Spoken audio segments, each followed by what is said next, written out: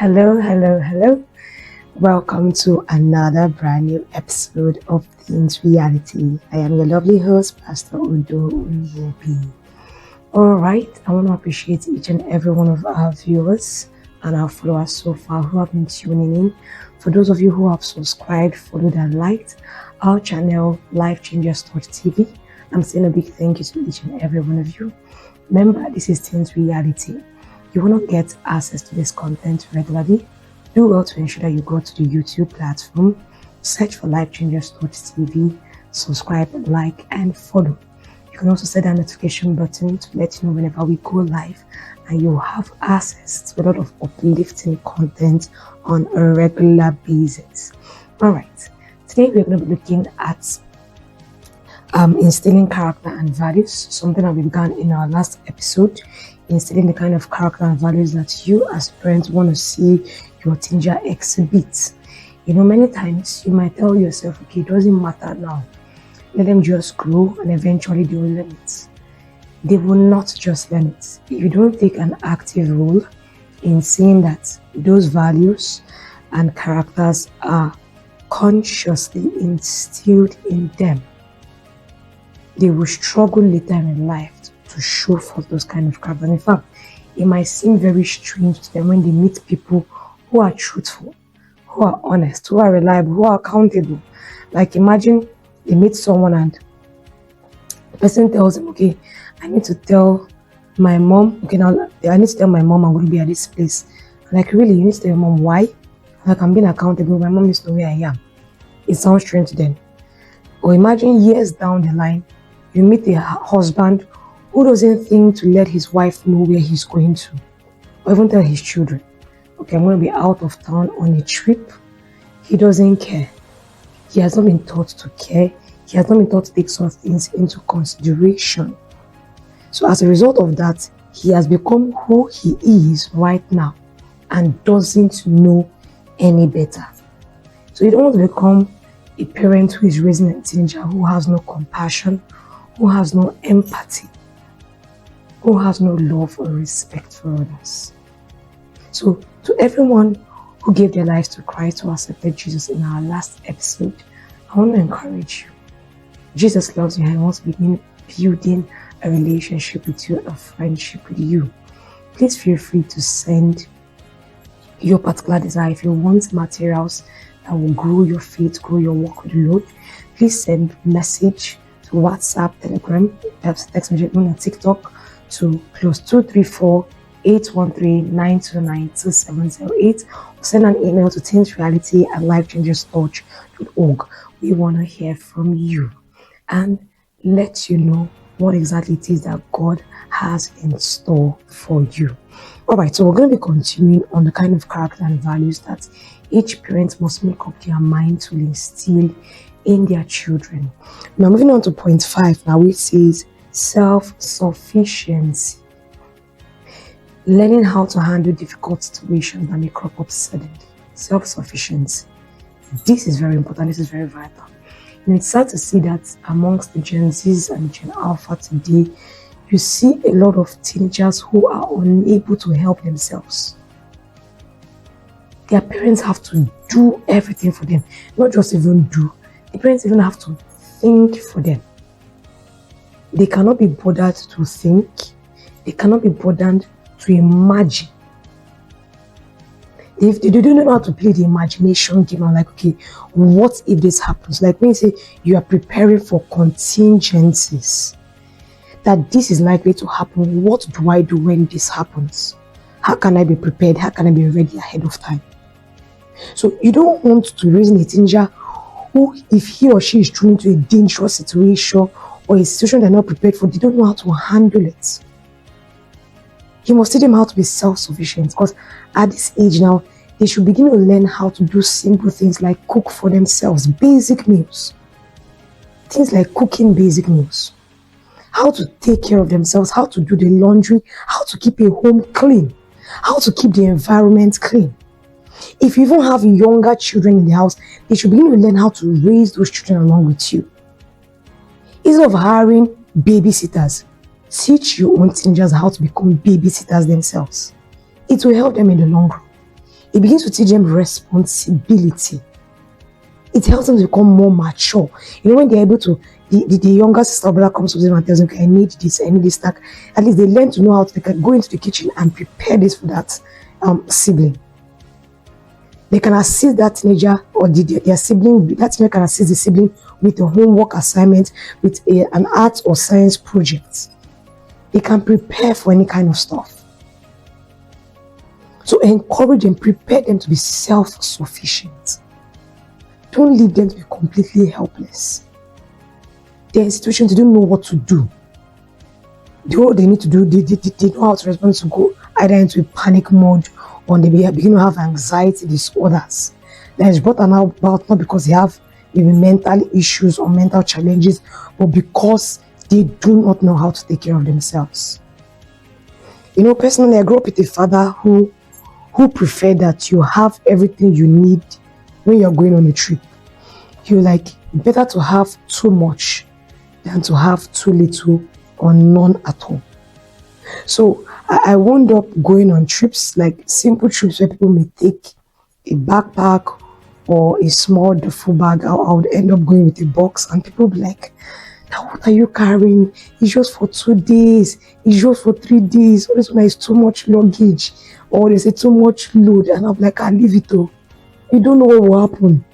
Anything happen, as this box said, it contains answers to almost every crisis. No matter what happens, I'm certain to get an answer from inside there. And I've seen myself on multiple occasions. Those people that complain, maybe other friends around me, they were like, it was too much. They ended up having to ask me for something that was perhaps not on their packing list, but which I just happened to have.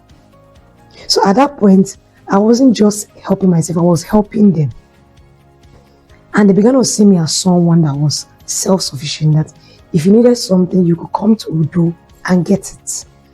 She would have it, or have something identical or an alternative that can help you deal with that emergency situation.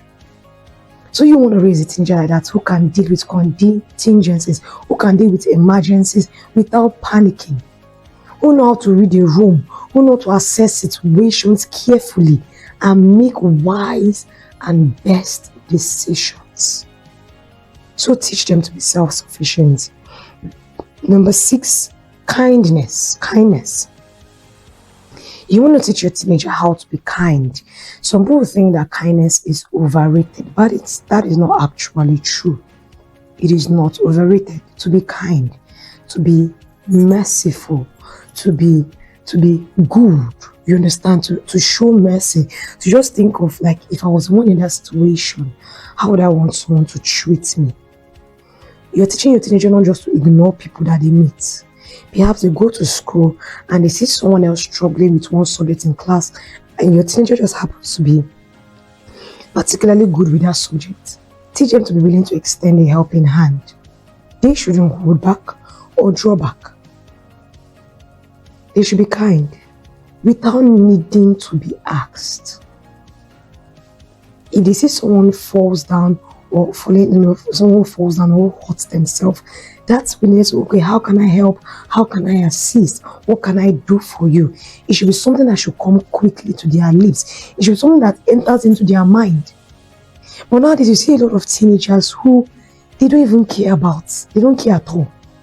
Someone can literally be choking right in their presence, experiencing an attack, it's an health attack, and they cannot be bothered. They are like, oh, this person is changing the atmosphere of the ambience. Let's go to some other place, and they leave the other person who is in a dangerous or critically ill situation.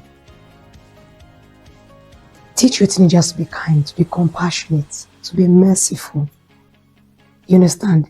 Let them forgive. Let them let go. Let them not hold on to grudges. Because when someone holds on to grudges constantly, practices, because I call it a practice of keeping malice, it makes them have unkind thoughts. Because you're always thinking of how to repay that person for what that person has done wrong to them. So teach them to be forgiving, to let go of hurts or wrongs done to them. Most especially when those hurts are not something that are very serious, something that are like a death or life situation. someone steps on them in school, someone insults them, it's nothing to lose sleep over. Let it go. Forgive. And let your teenager come to understand that kindness itself is a character that Jesus Christ always displayed all through on earth while he was here. Kindness is even something that we experience from the Lord. God himself is kind to us. Even when he feels like he doesn't need to be, he's always kind to us. So encourage your teenager to be kind to those around them. Let them not shy away from it. Next, excellence. Excellence. This is very, very important. Excellence. And when you hear the word excellence, what comes to mind?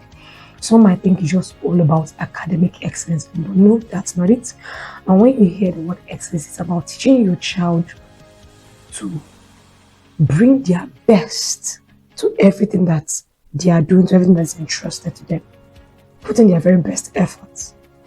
They might not turn out to be the most outstanding in terms of ranking when other people are ranked academically after they have written a test.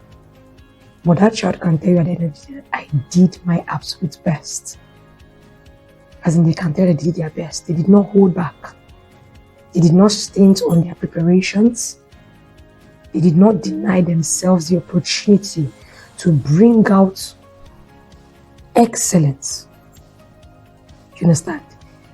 They strove to do what was required of them. So teach your children to be excellent, not to accept mediocre results, average things, average performances. They should not accept and think it's normal. No. Tell them that they can be better. I'm not saying that you should do it in such a way that they feel pressured. Like, let me give an example. Like, people make a lot of reference to Asian parents, like how Asian parents will tell you that if it is not 100, it is not an A. Like, if someone scores a 97 or 98, an Asian parent, like maybe an over-demanding Asian parents can tell you that, it's not good enough. And yet, there's some other parents, when they say 70 or 80, like, wow, that's so good. So, what I'm talking about now is excellence in the fact that, yes, you are striving to be the best. You put in the good work. You put in the required hard work. You put in the required smart work. Encourage them to desire to be the best at what they do, to be excellent in their speech, excellent in their communication also, excellent in dealing with people that they meet. They should be personable. Personable. You understand? They should not just accept anything and then ignore the fact that there is a high standard that you have set for them. Because when you tell them that this is kind of standard I've set for you, as my daughter, as my son, it lets them know that yes, I can be much more. My mom, my dad, they believe in me, they trust in me. It might even be a teenager that other people's own opinion or perspective of that teenager that, this child is not going to amount to much. But right here in your home, you're grooming that child to be excellent. So no matter where they find themselves, no matter what they eventually find themselves, end up doing career-wise, you understand, purpose-wise, they will give it their all and show forth excellence. Alright, I'd like us to go for a quick break, and when we come back, we will continue on more characters and values that it is essential for you as a parent to instill in your teenager. I trust you're enjoying already what we've discussed so far. If you have any other opinions or suggestions to share with us, please feel free to reach out to us on the number +234 813 929 2708 or send an email to teensreality@lifechangerstorch.org. Do stay tuned, we'll be back shortly.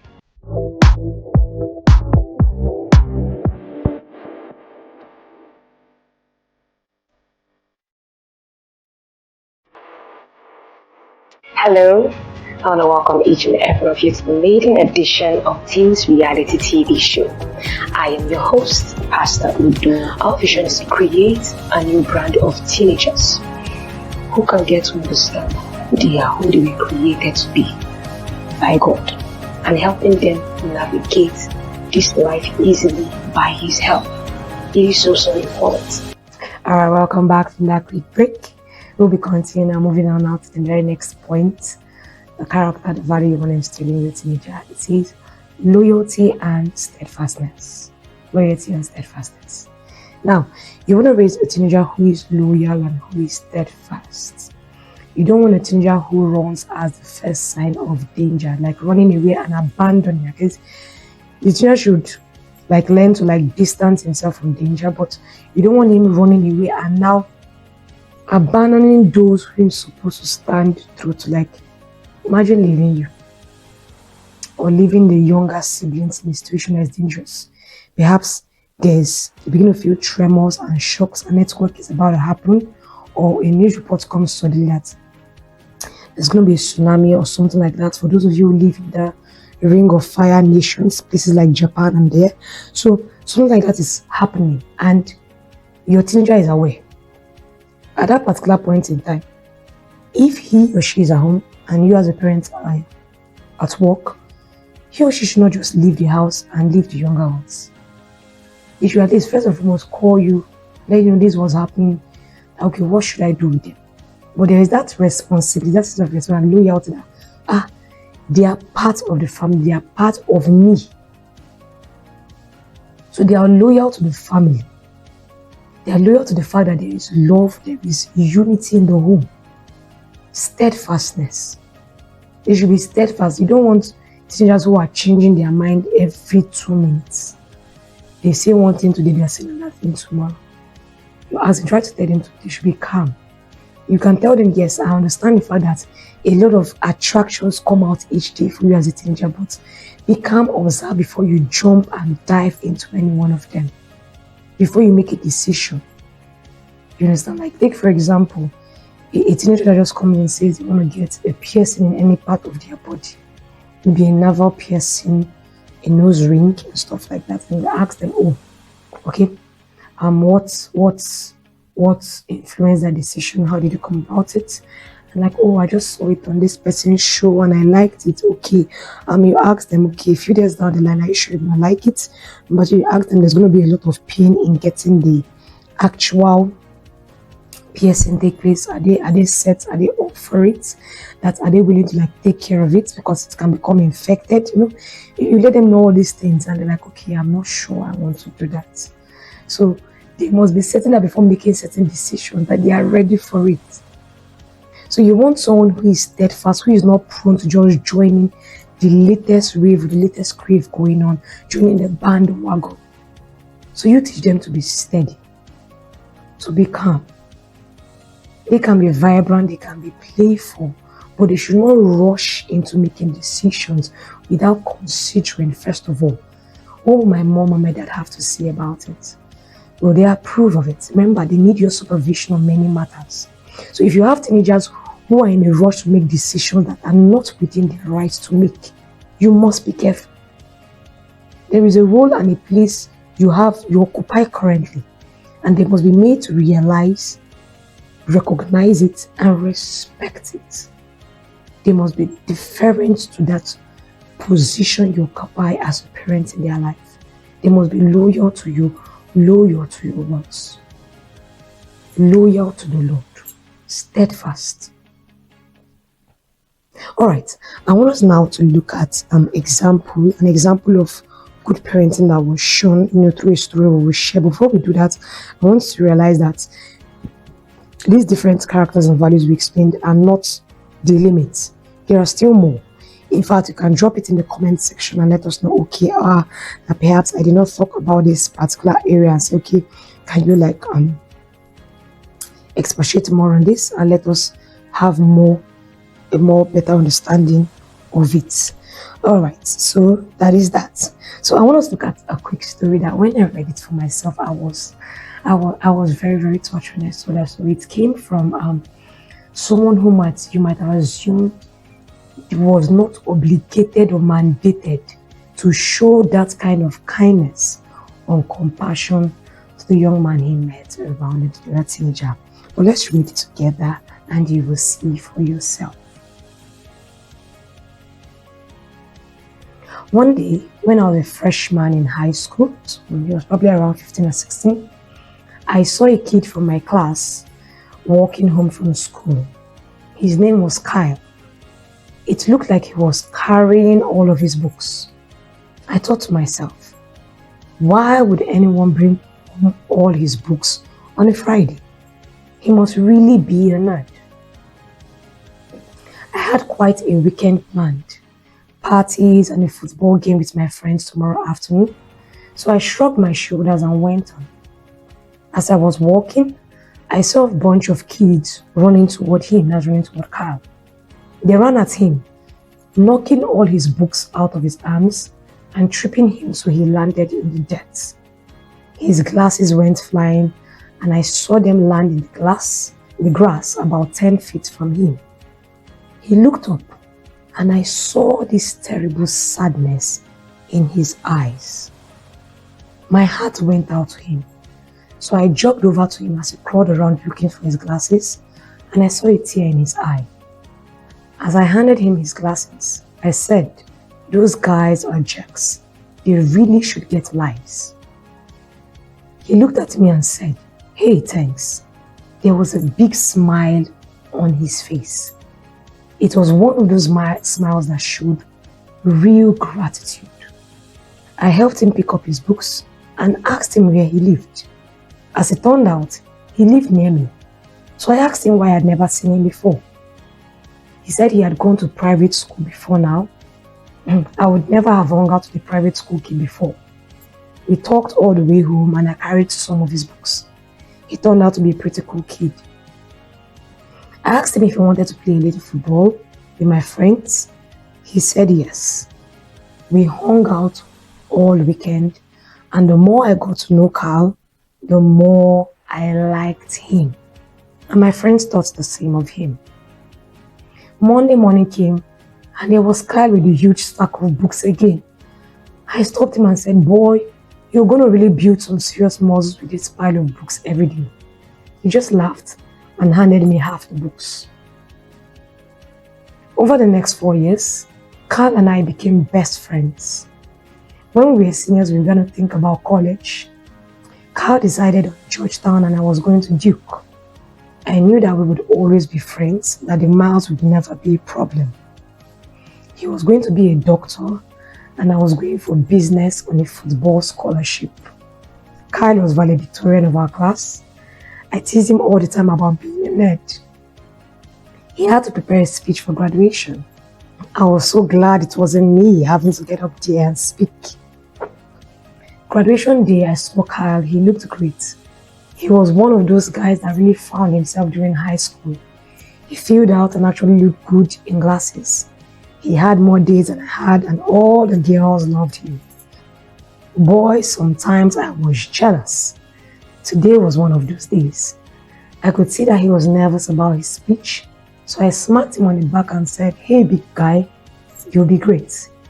He looked at me with one of those looks, with a really grateful one, and smiled. "Thanks," he said. As he started his speech, he cleared his throat and began. "Graduation is a time to thank those who helped you make it through those tough years. Your parents, your teachers, your siblings, maybe a coach, but mostly your friends. I'm here to tell you, all of you, that being a friend to someone is the best gift you can give them. I'm going to tell you a story. I just looked at my friend with disbelief as he told the first day we met. He had planned to kill himself over the weekend. He talked of how he had cleaned out his locker so his mom wouldn't have to do it later and was carrying his stuff home. He looked hard at me and gave me a little smile. Thankfully, I was saved. My friend saved me from doing the unspeakable. Wow. I heard a gasp go through the crowd as this handsome, popular boy told us all about his weakest moments. I saw his mom and dad looking at me and smiling that same grateful smile. Not until that moment did I realize its depth. Wow. Wow. Just wow. You know, as I'm reading it, I think you can hear the emotion in my voice. I feel like I want to cry a bit. Well, I'm just made to realize something that, imagine if he had not helped Kyle that day. Kyle would have killed himself. Kyle's parents would have grieved. They would have lost their teenager. But I want you now to look at this kid who helped him. What kind of characters and values were instilled in him that made him recognize a child being bullied and really go and help him, assist him? Compassion, empathy, kindness. Kindness. This young kid displayed every one of these toward Kyle that day. He invited Kyle into his circle of friends, gave him a place where he could be accepted, where he could lay down those fears, those feeling of rejection, feeling of not being loved, feeling of being attacked. And for the next 4 years, Kyle was able to explore and become who he was supposed to be as a teenager. This young kid, let's call him David, might never have understood how important what he did that day was until he heard this story that he had saved literally a life. And I think about those parents. Imagine, maybe every time, it might have been like every time David went to their home, Kyle's parents perhaps maybe always fuss over him, wanting to give him the best things, and maybe he would wonder, you know why your parents are also not always nice to me, they're always kind, and maybe Kyle would just look at him and shake his head and be like, if only you knew what you helped my parents avert. That's why they are so good to you. That's why they love you so much. Do you want a teenager like that? Who is kind, who is merciful, who is compassionate, who is loyal and steadfast? This kind of teenager is worth raising, but it requires your investment, it requires your energy, it requires your time, it requires your input. They are not just born that way. Some teenagers might be born and they are maybe naturally gentle and timid. But if you do not harness and fine-tune those existing nature already and incorporate the right kinds of attitude, it can be used for something destructive instead, and you don't want that. You do not want that. Let's look at the ending part of that story. It says, never underestimate the power of your actions. With one small gesture, you can change a person's life for better or for worse. God puts us all in each other's lives to impact one another in some way. Look for God in others. You now have two choices.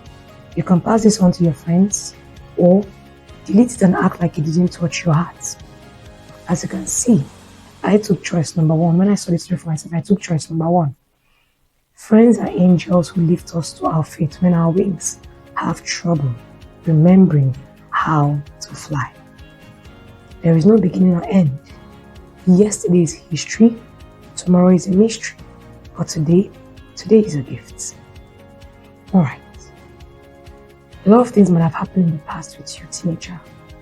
You might have made mistakes, but today right now, a slate has been opened before you. You can begin to create the right kinds of values for them. Recreate, rebrand. Change yourself, change them for the better.